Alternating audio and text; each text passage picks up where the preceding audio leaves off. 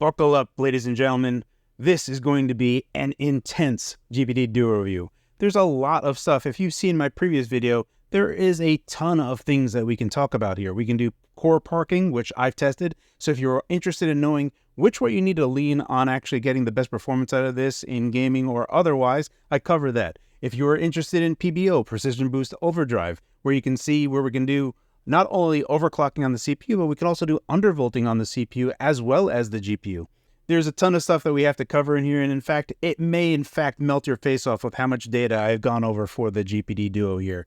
We can quickly talk about the specs. Essentially, there are two different versions of this. There is the lower spec version of this, which is using AMD's Hawk Point. We are going to be showing you different benchmarks between AMD's Hawk Point versus Strix Point, so you can get a better idea, especially from gaming or from CPU, if you actually need to go to Strix Point or not. There's a 16 and a 32 gigabyte model for the Hawk Point, and then there's 32 and 64 gig for Strix Point. Essentially what you get are two 13.3-inch OLED displays that are super nice, and they can do HDR as well. So I'm going to be showing you battery life tests on this 80 watt-hour battery between one screen on, both screens on, as well as one screen on and HDR on. Now, you don't have to get too crazy about the HDR on side because by default, Windows doesn't allow you to use HDR on the display on battery. So just be mindful of that when I show you the battery life test for HDR versus SDR, that you're kind of forcing the system to do that. It won't do it by default, and in fact, it'll try to use it as less as possible and only while plugged in. Again, the choices that you're going to have on Indiegogo will be basically choosing Hawk Point or Strix Point, and then different capacities on SSD.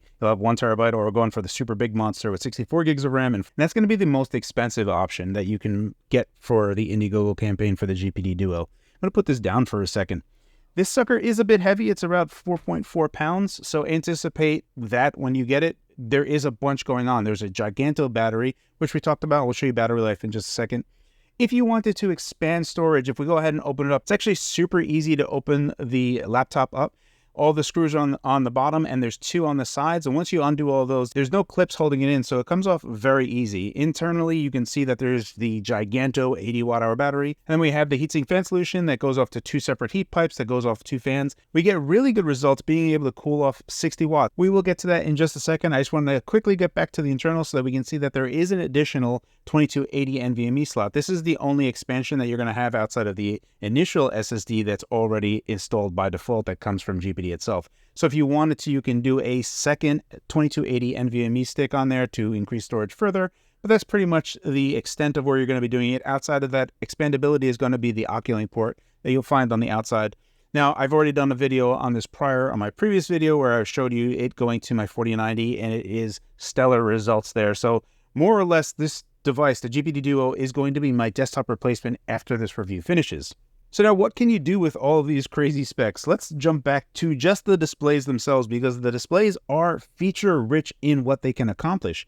For all intents and purposes, they are both the same type of panel. They're both 13.3-inch OLED panels. They are only 60 Hertz. They do not feature VRR. So in terms of the bells and whistles that you can get on everything that's going on for the GPD Duo, they are locked to 60 Hertz. You can't do 120 Hertz VRR, which is, something that I guess is something that you could say, oh, I wish they had that on the GPD Duo because it has everything else.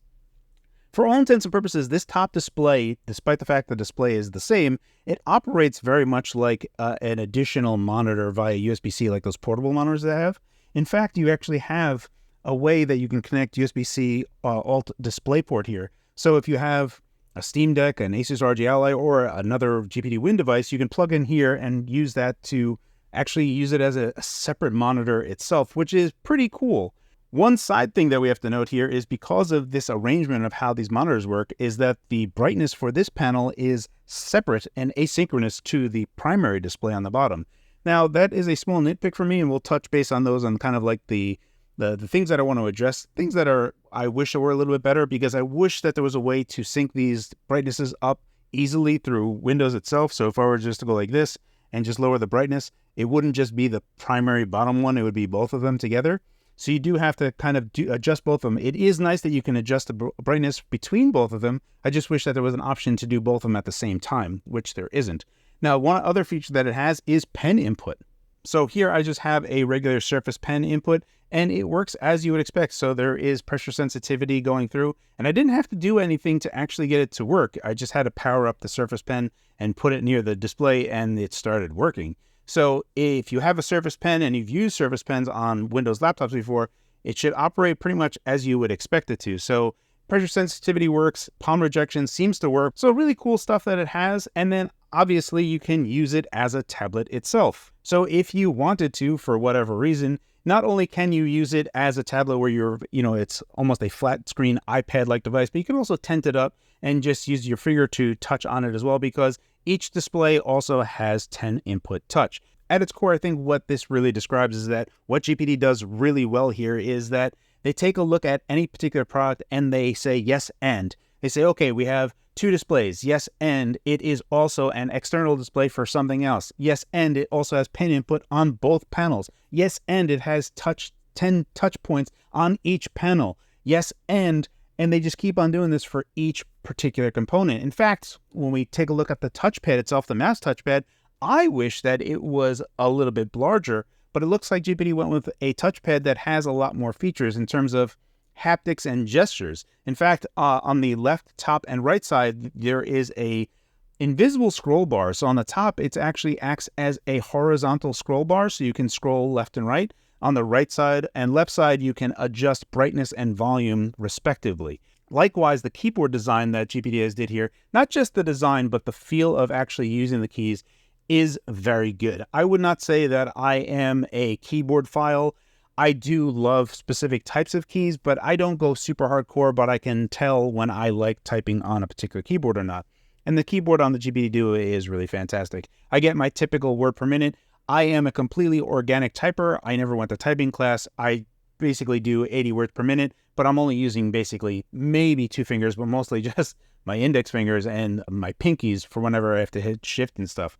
So I'm a pretty basic typer, and I do about 85 words per minute, and I'm able to achieve that just fine on the GPD Duo as well. The more important specs that we're riding on here, and this is going to be the 80 watt-hour battery that I want to touch base on. I'm glad that 80 watt-hour batteries are kind of commonplace at this point. It's been something that I've been harping on for a while, and I'm glad we're at this point.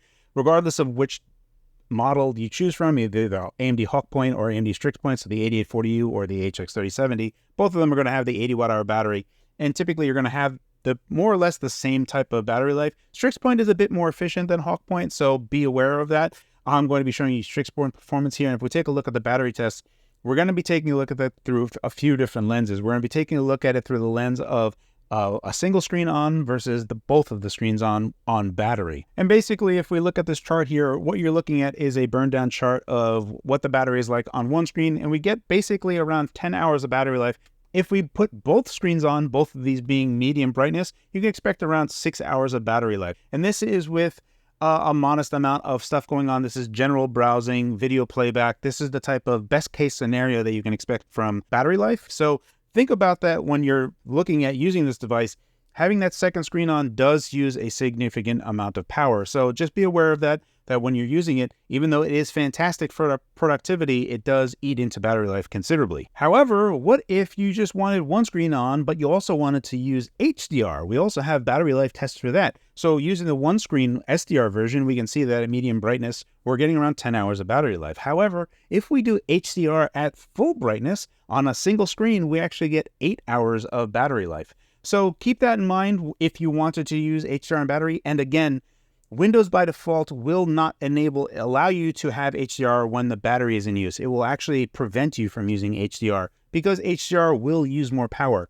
Additionally, HDR on OLED displays will mean that the self-emissive pixels are brighter and you can have a greater amount of image degradation when you are pushing higher brightness. So please be aware that you typically want to have SDR content, so make use of Windows' own feature where HDR will only be enabled during video playback or during game playing. Otherwise, for common desktop use, you really should be using SDR content and being at 50% brightness if you want to increase the longevity of the panel itself and minimize any type of image retention issues that could surface. The other last part that we have to talk about is how the battery charges and how fast the battery can charge with the included 100-watt charger that is included with the GPD Duo. When we take a look at the graph here, there's 3 main components. If we take a look at the green line, it is the charge rate, meaning the power coming into the battery. Then we have the charge level and the remaining capacity. Charge level and remaining capacity they're basically aligned because we're going to an 80 watt-hour capacity. We're trying to go up to 80 watt hour, and we're trying to get to 100% battery. At the 80% mark, you can see that we start a steep decline. And what this is doing is, this is what all BMSs do. Every battery management system will self-regulate the battery, and at 80%, the charge that is coming into the battery will slow down dramatically to protect the battery and get the most life out of the battery. So essentially, from 0% to 80%, you can charge in around 70 minutes, and then going to 80% to 100% is going to be 150 minutes, or basically double, right? So you're looking at 2.5 hours to fully charge the device, or around an hour to get to 80%. So just keep that in mind if you needed to quickly charge that. If you needed to get up and go, basically just get to 80% and then get going, because waiting the additional 20% is going to take the exact same amount of time. All right, so that's a look at the battery side of things. One quick note is the battery life that I'm showing you is a best case scenario of typical usage. You can drain the battery alarmingly fast if you were to drill this machine. The GPD Duo, the heatsink solution on here, can handle 60 watts at length. We'll show you what that looks like in just a moment from graphs. But if we take a look at the score, we're looking at a multi-core score of 1249, which is really fantastic. It actually competes with full desktop, high-end desktop Threadripper CPUs from old, like the 29 series. And single-core score of 121 points. We're actually beating the Apple M1 Max here in single-core score results. We do not beat any Apple side on multi-core. Still, the single-core results from Strix point is really what you're going to want, especially if you're going to be using the Oculink port on the back of the GPD Duo if you want to maximize the amount of performance that you're going to get out of games and you want to push for a higher frame rate. That is really going to be helping out a lot. The CPU end and being able to push up to 60 watts on the CPU is going to be a big bonus for using an eGPU solution. So what happens when you actually drill this machine? Obviously, if you're going to be pushing the machine to 60 watts, by default, it goes to 40 watts. So just keep that in mind, that to go to 60 watts, you're going to have to use like Motion Assistant to override that and push 60 watts. By default, it's going to be 40 watt. Sound-wise, it's not very audible. I'll give you some video samples so you can hear what that sounds like. But pushing it to 60 watt, you can see that we basically fluctuate, maxing out around 56, 57 watts of package power that we're able to achieve. And more or less, the system rides out at 90 degrees Celsius.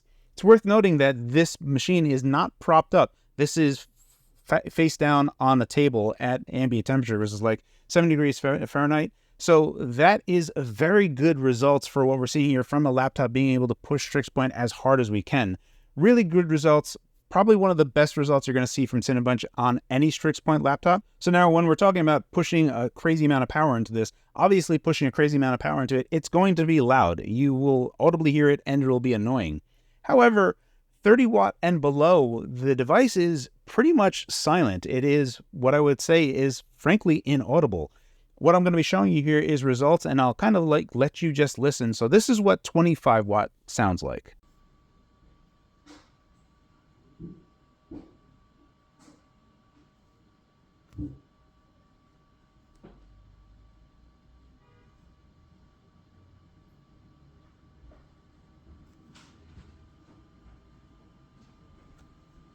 And this is what 35 watts sounds like.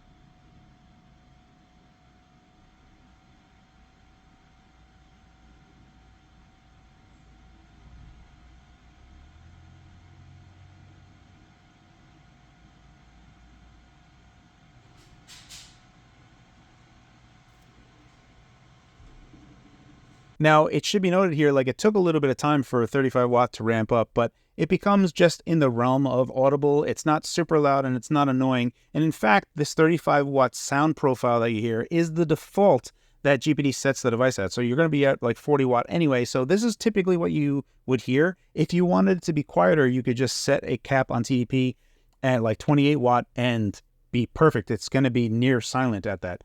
However, if you wanted to push it, this is what 60 watt is going to sound like.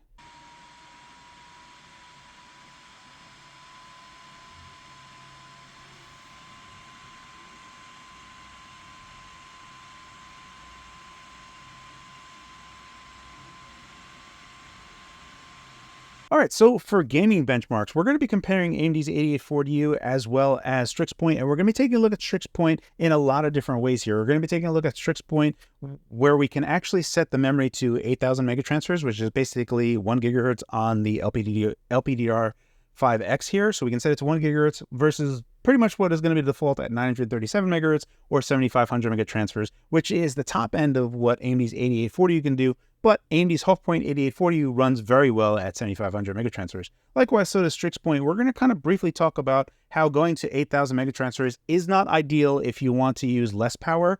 8,000 megatransfer is almost exclusively should be used for going over 30 watts. We'll show you that in the synthetic benchmarks. Up first, let's take a look at the CPU-bound synthetic benchmarks. So the first thing worth pointing out here is that 7,500 megatransfer runs better at extreme low TDPs. So going down to like 5 watt, we're going to see that we're getting better performance using 7,500 megatransfer versus 8,000. And the reason for this is very simple, and it's things that I've talked about previously on my channel. If we're running the memory at a faster clock rate, remember that if we run the memory at 1,000 megahertz, the memory controller that exists on the package itself that has the CPU and GPU, the memory controller is there as well. That has a shared clock domain with the memory. So that's going to run at 1 gigahertz as well, meaning that is going to take more power, which is going to rob away from the CPU and GPU, which will give us less performance at very low TDPs. It's a very simple concept, but sometimes people don't really grasp that. So obviously, if you wanted to get even better performance, you would go to like 6,400 megatransfers, but this is for very extreme low TDPs. So just be mindful of that. If we take a look at this graph, there is an interesting thing that happens when we take a look at the difference between HALF Point and Strix Point, regardless of 7,500 megatransfers or 8,000 megatransfers. If we take a look at the difference between 10 watt and 15 watt, there's this weird chasm that happens. HALF Point, if we were to take a look at the blue line, it has this very graceful linear line across the entire package power. What I get from this is that the memory controller and everything else on HALF Point is just dialed in and tuned in. When we take a look at Strix Point, even at 7,500 megatransfers, we can see that between 10 and 15 watt, we're actually losing against 8840U. Only until we go after 15 watt do we actually burst past that. Likewise, if we take a look at 8,000 megatransfers, we do not exceed the performance of 7,500 megatransfers until we're well past 28 watt. Ultimately, the thing that you should get across from here is that AMD's 8840U versus Strix Point, at the lower end, they really do trade blows back and forth. Now, Strix Point in some gaming scenarios, which we'll be showing off later on in very specific game-focused benchmarks, if the game is specifically GPU bound, Strix Point does amazingly well. And likewise, if we're trying to balance CPU and GPU bound scenarios where we actually want higher frame rate, Strix Point again wins at a higher end. So there are clear wins that Strix Point wins at, and then there's other times where AMD's 84 and Strix Point are almost the same. Let's take a look at synthetic GPU bound scenarios. So when we take a look at this graph, the interesting thing here is that because we have 16 CUs versus 12 CUs on the 8840U, 8840U has 12 CUs of RDNA 3, and Strix Point HX370 has 16 CUs of RDNA 3.5. Now, there are some enhancements that were for RDNA 3.5. There's supposed to be some memory improvements that are there. And in some games, we can actually see that. In others, we can't. But when we take a look at the low end, we actually see that the Strix Point can keep up with HALF Point unless we go to 8,000 megatransfers, in which case it doesn't. So ultimately, the bottom line here is, generally speaking, you should only ever be running at 7,500 megatransfers. And we'll cover this again in one game benchmark where 7,500 megatransfers ultimately makes the most sense. But outside of that, we are pretty much in line, and only at about 15 watt or so does the AMD 8840U start breaking away in GPU-bound scenarios. When we take a look at that 16 CU part, we're going to be able to get more work done at lower clock frequencies, but at lower clock frequencies, we don't have as much of a power demand that 8840U is going to have. So we're able to get more work done going wider and slower.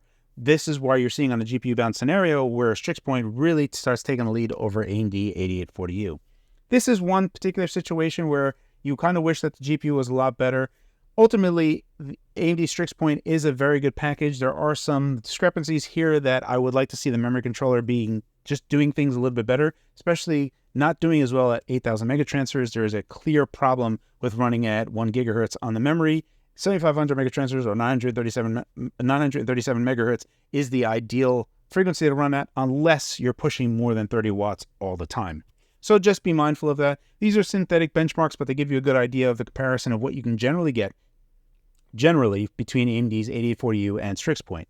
At this point, let's go ahead and get into the game-specific benchmarks. Up first, we're going to be taking a look at the difference between 8,000 mega transfers and 7,500 mega transfers from a game-specific standpoint and give you a better idea of what you should be doing here. This particular benchmark, we're just going to be taking a look at the difference between 8,000 mega transfers and 7,500 mega transfers on the HX370. So the thing I want to get across here, and much like we are already talked about with the previous per watt benchmarks that you've seen from the GPU bound and CPU bound benches on Heaven, when we take a look at those synthetic benches across all of those benchmarks that happen, we get a little bit more of a clearer picture that we're not getting any sizable increase between 8,000 mega transfers and 7,500 mega transfers, anything below 25 watt. Only after 25 watt do we actually get any particular better performance. And rather than doing a bunch of games, I have the synthetic benchmarks, and we're going to be taking a look at this one game to kind of highlight again where it's really not worth it. If you plan on using this device at 25 watt and below, you really shouldn't be using 8,000 mega transfers. And more to the point, there are some inconsistencies, generally speaking, with how the memory controller works on the HX370, kind of similar to how when you try to put 7,500 mega transfers for Phoenix Point versus Hawk Point.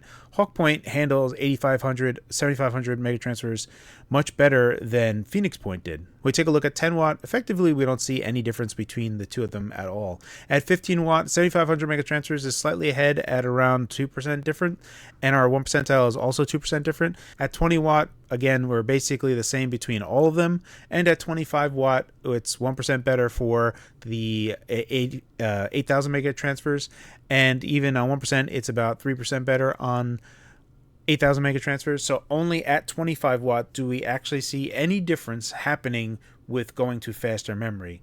So basically, think about how you want to run the system. If you're going to be pushing 40 watts to it all the time, which is the default for the GPD Duo, then going to 8,000 mega transfers isn't a bad idea. It's an okay idea. But if you were to plan to be using this portable in any way and going down to 20, 15 watt, then you're going to want 7,500 mega transfers at all times. So that is just a brief look there. We're going to go ahead and start switching over, but I just wanted to just quickly touch base on that. In this next section of game benchmarks, what we're going to be taking a look at is the difference between undervolting versus stock. And this is actually a bit surprising, so let's get into it. And for our follow-up here, we are going to still be comparing the HX370 to itself. The only thing that we're doing different here is testing no undervolt, so stock settings, versus undervolting. Now, undervolting is allowed on the GPD Duo. You can go into advanced PBO, the Precision Boost Overdrive, which is allowed by AMD on the HX37, thankfully, and you can undervolt both the CPU and GPU. Now, unfortunately, before we get too far on this, and I've already said this just prior to this, is that I've only been able to undervolt to negative 25 millivolt on the GPU. You can do a max of negative 50 millivolt, but that wasn't stable for my system at all. Even negative 30 millivolt would crash out again, so I had to dial that down to negative 25 millivolt. Because GPU is going to be such a big part of what we're doing for game testing, not having a big enough difference on undervolting for GPU is going to be highlighted a lot in our testing. So just bear in mind that all the testing that we're doing here for undervolted is negative 30 millivolt on CPU for all cores, negative 25 millivolt on the GPU for the GPU. Now, if this particular test, we're looking at Batman Arkham Knight 720p max settings, no NVIDIA GameWorks. At 10 watt, the difference between undervolted and no undervolt, we're seeing that no undervolt is basically better at 1% on averages, 5% better on 1 percentile, and 4% better on 0.1 percentile. This is a pretty interesting result because we should see better performance undervolted, but we aren't. This could just be a margin of error, but we're getting a pretty clear sign here. On the averages, not so much, but on our 0.1 percentile, that is a pretty high mark. 5% is enough to start being kind of like highlighting where that's a little bit off. When we take a look at 15 watt, again, stock is a little bit better, about 1% better on averages, 7% better on 1 percentile, and 4% better on 0.1 percentile. So again, stock is clearly better in the same margins, going 5 watts above. And again, at 20 watt, if we take a look at our averages, 1% better on stock. On our 1 percentile, we're 6% better. On our 0.1 percentile, almost 7% better. So again, a clear win for not undervolting here. We're not going to be stressing the GPU so much here again, so undervolting on CPU should have been helping us a lot. But in this particular instance, where we're going to be just getting CPU bound, going to higher for FPS, it's interesting that we're not seeing those wins on the CPU as cleanly. And in fact, when we get to 25 watt, stock is still winning. 2% better on averages, only 2% better on 1 percentile, and 4% better on 0.1 percentile. So here is a clear example that undervolting just isn't a benefit at all for Batman Arkham Knight. So in this particular example, there is no win for undervolting, but that's not the same for every game. So let's take a look at another. The next game we'll be looking at to compare stock versus undervolted on the HX370 is going to be Cyberpunk 2077. This is running 720p, the Steam Deck preset with no upscaling. So there is nothing going on for upscaling. So it's 720p native with a Steam Deck preset. At 10 watt, this is where we're finally seeing undervolted showing its color. So at averages, we're 4% better on averages, our 1 percentile 6% better, and our 0.1 percentile is 22% better. This is a clear good showing of extreme low TDPs on how undervolting can help. But then, once we go above 15 watt, there's really no real benefit for undervolting. Our 1 percentile, our averages are 2% different for stock being better. Averages, 1 percentile is the same, and 2% on the 0.1 percentile. So effectively, this is margin of error for 15 watt going up to 20 watt. Again, no undervolt is showing better here. We're looking at 2% better on averages. However, we have a regression on 1 percentile. We're about 1% better on undervolted, and we're about 4% better on undervolted as well for 0.1 percentile. So a bit of a role reversal there, but arguably still margin of error in this space. And if we go to 25 watt, it's 1% better at best, 2% better on 1 percentile, and it's the same for 0.1 percentile. So in this scope, the difference between stock and my undervolted, again, negative 30 millivolt on CPU and negative 25 millivolt on GPU, there really is no particular benefit here outside of 10 watt and below. Going above, we're really not getting a benefit here. So in this particular instance, just going to stock voltage is going to be a bit better just because you're just going to have better stability at stock voltage. The next game we'll be looking at is Deus Ex Mankind Divided. This is 720p. I'm using the DirectX 11 backend with ultra settings. This is a very DirectX 11 hard game. I say this all the time in all of my benchmarks, but it's a great DirectX 11 game because there is no resolution scaling whatsoever. So it's kind of punishing from a DirectX 11 standpoint. And here we have like a clear win for undervolting across the board for this particular game. At 10 watt, we can see that undervolting is about 3% better on averages. We actually have a small regression on 1 percentile where the stock is about 2% better. However, our 0.1 percentile is around 12% better. So that is a clear win for undervolted no matter which way you stretch it. If we go to 15 watt, our average is around 6% better on undervolted on averages, 4% better on percentile, and 7% better on 0.1 percentile. So again, another clear win for undervolted. If we go to 20 watt, we're looking at 3% better on averages, 3% better on 1 percentile, and basically the same 1% difference on 0.1 percentile in the favor of stock. But generally speaking, I would rather be undervolted here. For averages, we're looking at 2% better on averages, 2% better on 1 percentile, and again, a 1% difference in favoring stock for 0.1 percentile. This is kind of a mixed bag. I still would like undervolted in this particular situation. It would bear repeating this test on other DirectX 11 games in an undervolted scenario. If anything, this might indicate some type of relief by undervolting on any one of these subsystems to help this game go a little bit further in their respective amounts. Also, you could just have better silicon lottery than I do and be able to achieve negative 50 millivolt on GPU, and then, congratulations, you're going to be doing great. So if you can do negative 50 millivolt on GPU stably, then that would probably show really good results, especially for GPU-bound games. The next game we'll be looking at to compare stock versus undervolted will be Horizon Zero Dawn 720p favorite performance preset. This is a game that just favors AMD APUs compared to all the other APUs out there and does a really good job. And once again, we're seeing stock just being clearly better for Horizon Zero Dawn. So if we take a look at 10 watt, stock is about 4% better on averages, 1% better on 1 percentile, and 12% better on 1 percentile, 0.1 percentile. If we go up to 15 watt, about 3% better on averages, 3% better on 1 percentile, and 5% better on 0.1 percentile. If we go to 20 watt, again, stock is better, about 3% better on averages, 4% better on 1 percentile, and 3% better on 0.1 percentile. So when we take a look at all of these wattages for our 10, 15, 20, everything is in favor of stock instead of undervolted. Again, at 25 watts, stock is still winning, about 1% better on averages, 2% better on 1 percentile, 3% better on 0.1 percentile. So pretty much a clean difference between all wattages, and it favors stock here. And this is kind of similar to what we saw with Batman Arkham Knight, is that in both of those games, stock is a better situation. We're not getting clear wins on undervolting, which is very interesting behavior because we should see benefits on undervolting at all times, but in fact we aren't. So this is some data points to consider if you should even bother doing undervolting. Really depends on how low you're going to be running TDP, but generally speaking, is it really worth it? In a few situations it is, in others it isn't. It really is going to probably come down to testing, but let's get to the next game. The next game we're going to be taking a look at to compare stock versus undervolting on the HX370 is going to be Metro Exodus. I'm running 720p, but I'm using the high preset here. The 4.8 engine is a very intense engine, especially it's very going to be more GPU bound, especially on the high preset. This is going to be hitting the GPU really, really hard and stressing the GPU really, really hard. Even though we're going to take a look at this and it's going to show that undervolted is above on all of them, it's just that it's winning on averages, it's not winning on 1 percentile or 0.1 percentile. So overall, this is still better for stock, but let's go through it. At 10 watt, we're looking at 1% better on averages for stock. For 1 percentile, we're looking at them the same. For stock to undervolted, stock is about 3% better on 1 percentile. At 15 watt, our averages are basically the same. 1 percentile is exactly the same. 0.2 percentile, 0.1 percentile, we're looking at 5% better on undervolted. So this is the one clear win that undervolted has at 15 watt.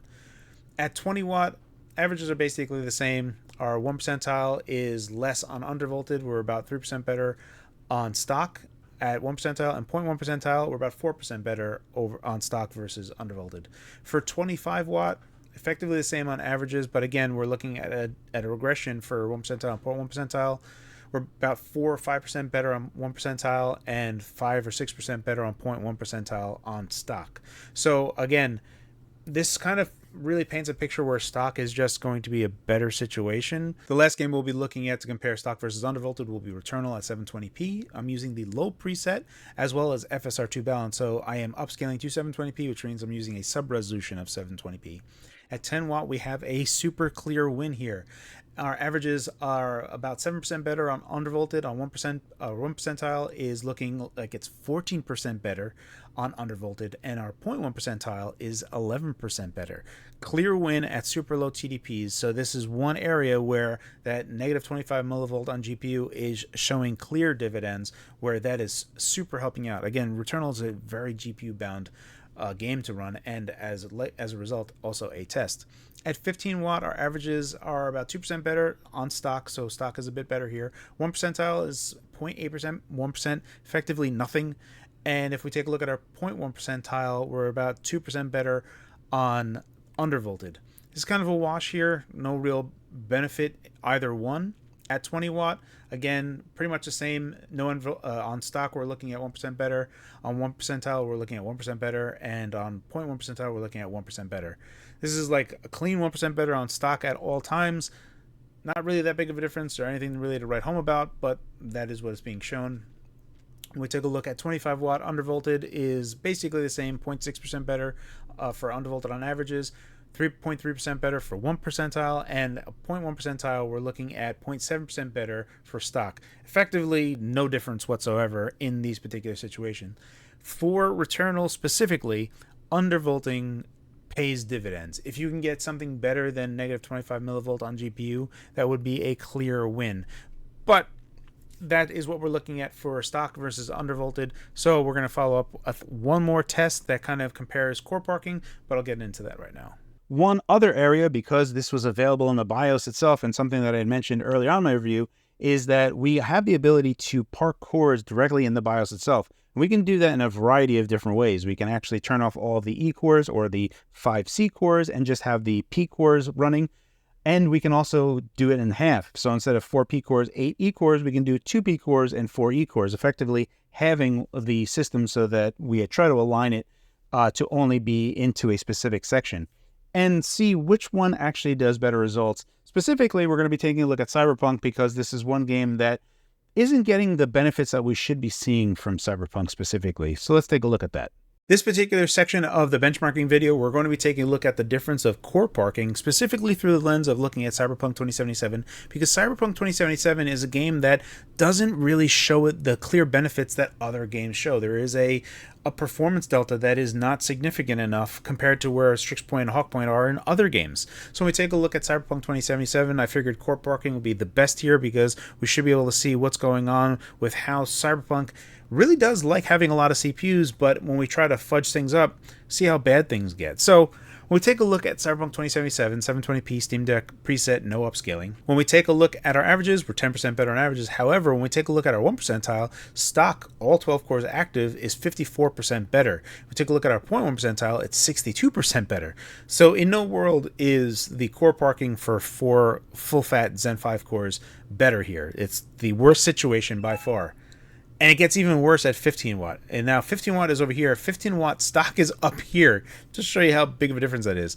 So at 15 watt with the parked cores, we're looking at 36% better on averages with no cores disabled. When we take a look at our 1 percentile, it's 236% better. And our 0.1 percentile is 238% better on 15 watt to 15 watt. So in no world should you be going down to the 4 P cores and disabling the E cores, the 5C cores. It's not a good situation.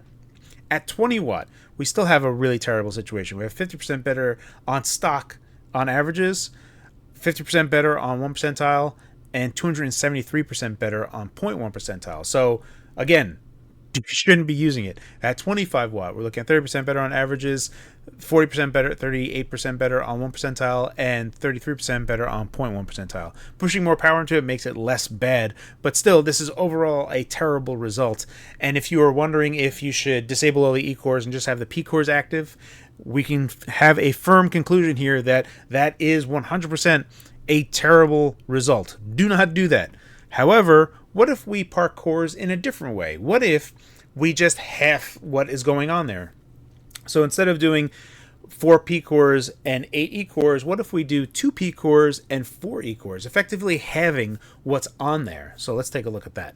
All right, so now here we are in a situation where we're just doing stock versus 2 P cores and 4 E cores. Effectively, half the cores are parked in a specific configuration, right? I do one side is enabled, so 2P 4E is enabled, and then on the other side I've disabled all of them, right? So we're just kind of targeting CPU on just one like island, you could kind of say. And we're actually seeing pretty good results. At 10 watt, we're looking at a 12%, 13% bump on averages. We're looking at a 17% bump on 1 percentile, and we're looking at a 50% bump on 0.1 percentile by going to 2P 4E as opposed to stock. That's a clear win, a gigantic win. So if you wanted to get better performance on like low end, this so far is looking like gangbusters. You should definitely do this. At 15 watt, what happens? Well, it's not quite the same situation. At 15 watt, we're looking at 4% better for stock. On our 1 percentile, we're actually getting a little bit better on 2P4E, slightly better on 1 percentile, about 1% better. And 0.1 percentile is also back in the favor of stock, about 2%. So kind of wishy-washy, but clearly stock is better at 15 watt. When we go to 20 watt, we're taking a look at averages basically the same. However, 1 percentile and 0.1 percentile are better for 2P4E. We're looking at 4%, 5% better on 1 percentile, and about 7% better on 0.1 percentile. So still a good win for 2P4E, going to half the cores. This is still something that looks to be worthwhile to do. At 25 watt, we're looking at still a situation where it looks to be kind of worth it to do half the CPU cores. We're looking at basically same on averages, but we're looking 1% better on 1 percentile and 1% better on 0.1 percentile.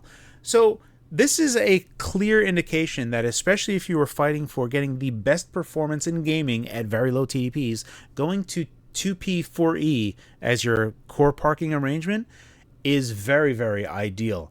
Now, the next best situation here would be to use something like hardware info to see where your best performance cores are out of your P core and E core alignment and choose the island that is going to be best in that situation. So that would be the next level of trying to get the best performance out of this.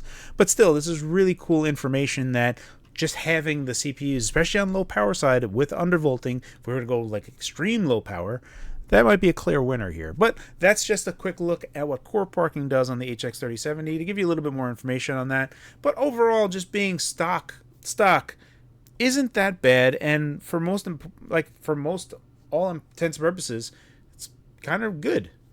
And these last set of game benchmarks that we're going to be taking a look at is comparing AMD's 8840U Hawk Point versus AMD's HX370 Strix Point.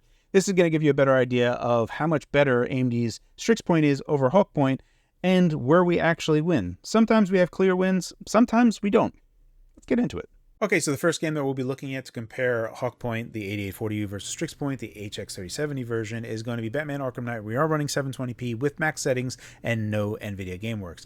And this is one game where we can see a clear boost both on the low end from the GPU being able to get more done at the lower end, and then the CPU being able to hit higher frame rates on the higher end. So we're just winning on both sides here. At 10 watt, we're taking a look at a 23% better on averages for the HX370, 23%, 24% better on 1 percentile, and 16% better on 0.1 percentile. So just a very clear, good lead on 10 watt. When we go to 15 watt, it's again exaggeratedly good. At 15 watt here, we have to go up here for 15 watt. So if we take a look, averages around 12% better. Our 1 percentile is 18% better, and our 0.1 percentile is about 21% better.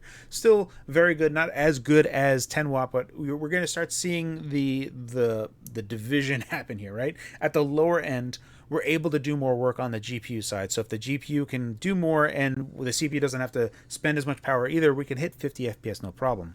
At 15 watt, we only have enough power to kind of do both of them, but not one or the other. And then once we start pushing more power, we're going to need to hit higher frame rates because the GPU can do just as much, but we need the CPU to kick into high gear to hit higher frame rates. So we need both of those to act in unison, across the board to kind of get the performance benefits. And this is one game that we clearly have that lead. So when we take a look at 20 watt, we're taking a look at this one and this one. So 20 watt on the 8840U, we're looking at 22% better on averages, 25% better on 1 percentile, and 31% on 0.1 percentile between 20 watt and 20 watt. So very clean upgrade in the same wattage. This is a really good result. At 25 watt, we're looking at 25% better on averages, 23% better on 1 percentile, and 29% better on 0.1 percentile. So really good show of the vision of doing really good on low power, being able to get more done on the GPU side at that low power with those 16 CUs running at lower clocks, but still being able to get the work done. And then on the high end for pushing CPU and GPU to get that extra high frame rate. So this is a clear example where we're getting the benefit from both sides. Really great example here. But let's go on and take a look at the next game where we're not going to see those results. The second game that we're going to be taking a look at comparing Strix Point versus Hawk Point, so the HX370 versus the 8840U. This is, once again, Cyberpunk 2077, 720p Steam Deck preset with no upscaling, so 720p native. And at lower TDPs, we really see that the 8840U just does a better job at being far more consistent, where when we start pushing more power into it, Strix Point actually is able to catch up and do more. But realistically, especially because Cyberpunk really does favor CPUs a lot, this is one area where we really should see a lot better performance on Cyberpunk in this particular APU, but we just don't. At 10 watt, we're looking at about 4% better on averages on the HX370, and we're looking at about 9% better on 1 percentile. However, 0.1 percentile is 11% better on the 8840U. So again, better consistency in terms of consistent frame rate on the 8840U at lower TDPs. Again, this is kind of similar at 15 watt. At 15 watt, our averages are only 1% better on the HX370. However, our 1 percentile is 5% better on the 8840U and 1% better, 1.5% better on the 8840U. So again, more consistency on the 8840U at lower TDPs. When we start pushing more power into it, at 20 watt, effectively averages are the same, 0.8% better on averages, 0.5% better on 1 percentile, and 4% better on 0.1 percentile. Effectively, just no real big difference between these two. We take a look at averages on 25 watt, we start to see a bit of a difference here, 3% better on averages, 4% better on 1 percentile, and 2% better on 0.1 percentile. But generally speaking, when you take a look at this, we are not seeing any clear wins from the CPU side on Zen 5. Even though Zen 5 is clearly superior to Zen 4 in a lot of different ways, but we're not really able to meaningfully like capitalize on that at all. And more to the point, even at lower TDPs where the GPU should be able to do more with the CPUs also kicking in, we're just not seeing that at all. At the low TDP end, the GPU, because we have so many cores, we have 16 CUs on the 890M, that can really spring into action at lower clock frequencies. So we'll be able to extract more performance with less power on the GPU for Strix point. So seeing these results is kind of like a mixed bag, but kind of highlights that there is something that needs to be done on Cyberpunk 2077 insofar as how it's doing stuff on the newer generation of CPUs. And I'm certain that we're going to see better results with the next patch that kind of incorporates even Intel side. So this is an interesting result, but largely there isn't a giant difference between 8840U and Strix point for this particular game. The next game that we'll be comparing HALF Point, the 8840U version, versus Strix Point, again the HX370, is going to be Deus Ex Mankind Divided. I am running 720p with the DirectX 11 backend and Ultra settings, so this is going to be challenging the GPU a whole bunch. At 10 watt, we have a real clear win for the HX370. If we take a look at our averages, we're looking at around 6% better on averages. Our 1 percentile is 24% better, and our 0.1 percentile is around 13% better. However, as soon as we push more power into it, going to 15 watt, things change. They flip. We're looking at 1% better, 2% better on averages. However, our 1 percentile is 13% better on the 8840U, and our 0.1 percentile is about 8% better. So far better consistency on the 8840U by far here at 15 watt. At 20 watt, it's kind of more of the same, right? We're looking at averages being better, 4% better on the 8840U, 10% better on a 1 percentile, and 5% better on 0.1 percentile. So clear win for the 8840U. And again, we have another role reversal. At 25 watt, where averages are basically the same. However, our undervolt is better. Sorry, our HX370 is a little bit worse, about 4% worse on 1 percentile versus the 8840U. And if we take a look at our 0.1 percentile, it's about 4% better on 0.1 percentile for the HX370. So a bit of a mix here all over. It really just depends on where you're going to be running. But what we're looking at here with these particular settings in this particular game, at lower wattages, the GPU is able to do more work just because 16 CUs at lower frequency is going to be able to do better.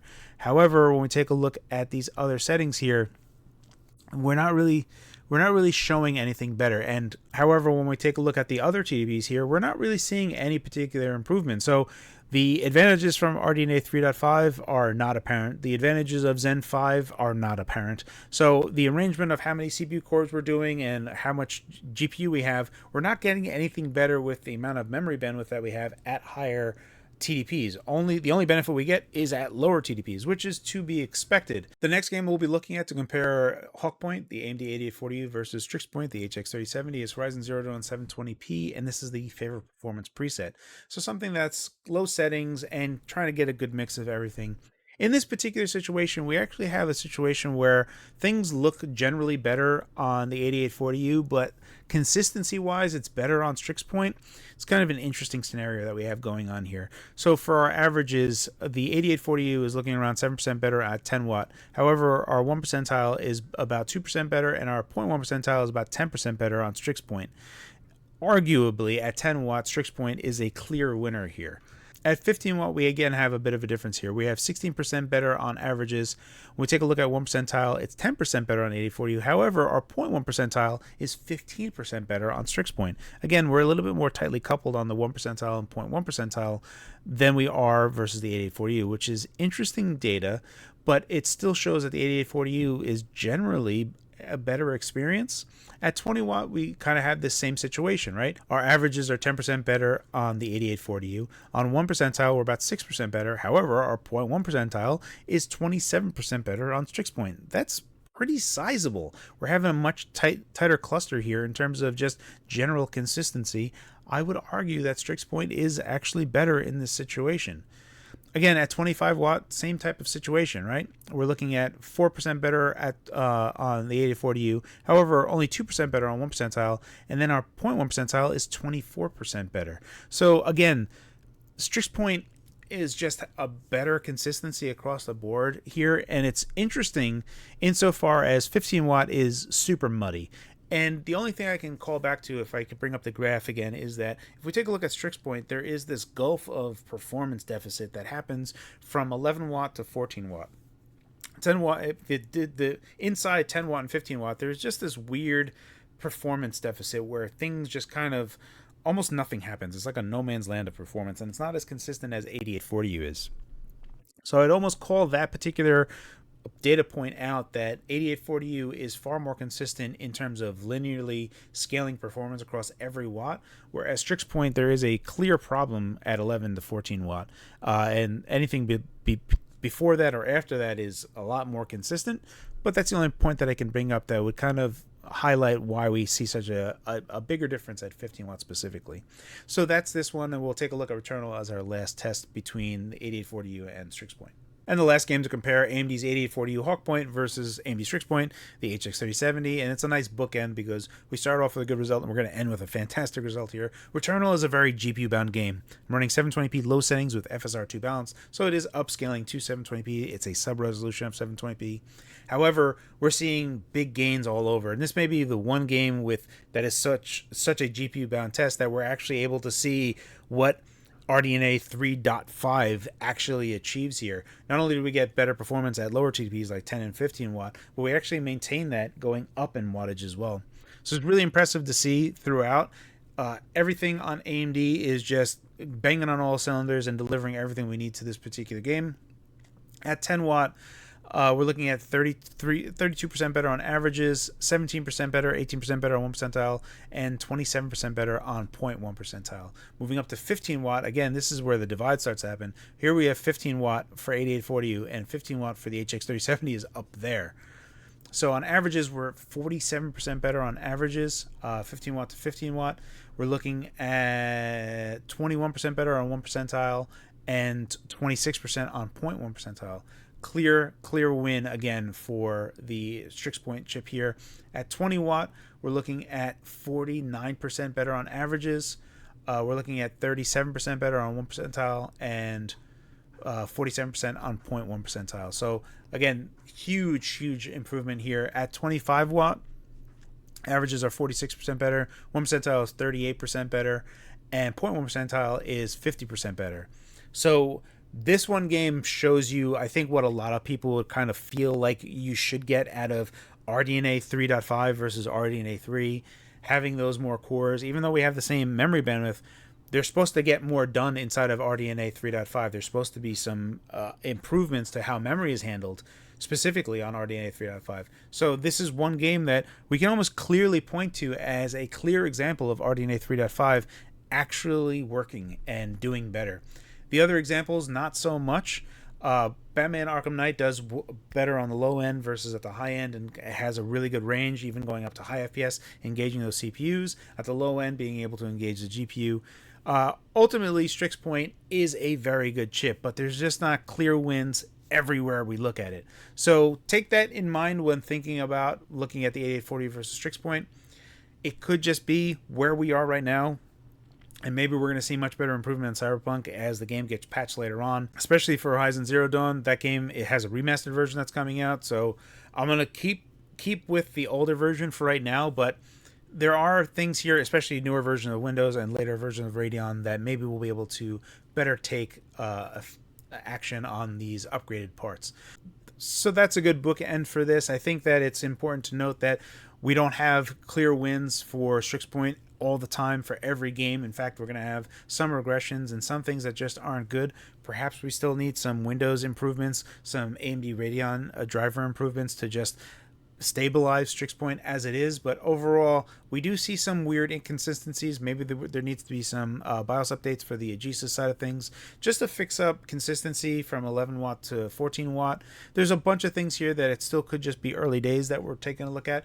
But at the current moment, if you wanted this for gaming purposes strictly from 8840 to Strix Point without anything else, there's not really that many clear wins that you get out of it. Only in a few certain situations does it actually pay. So just keep that in mind when you're evaluating this, if what you were looking for. If you care more about CPU side, Strix Point definitely helps. If you care more about GPU side, there aren't enough clear wins here.